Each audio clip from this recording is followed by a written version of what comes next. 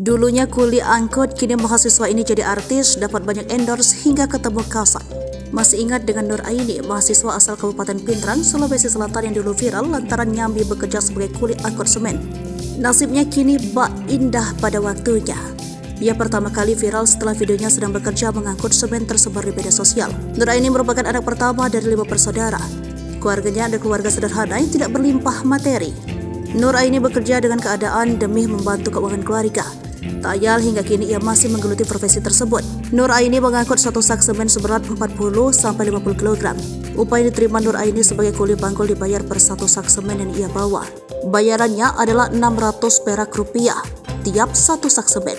Jika dalam sekali bekerja Nur Aini mengangkut 850 sak, maka ia bisa mendapat bayaran sekitar Rp500.000.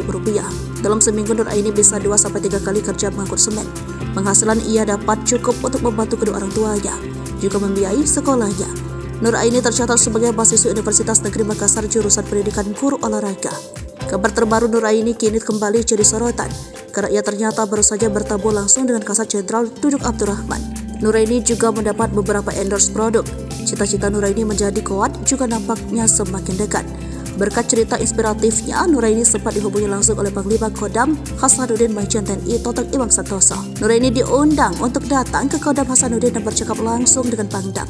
Pada Agustus ini, ia juga didapuk menjadi peserta Bootcamp TNI AD Tuken Z 2023 di Mako Pasos, Cijantung, Jakarta Timur. Nur Aini bahkan sempat berfoto bersama Kasat Duduk Abdurrahman.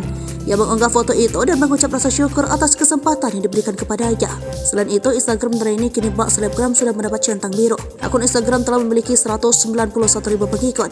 Dalam beberapa unggahan, Nur Aini terlihat menerima endorse. Pada 12 Agustus lalu, Nur Aini sempat mempromosikan program bimbingan belajar untuk mereka yang ingin masuk militer.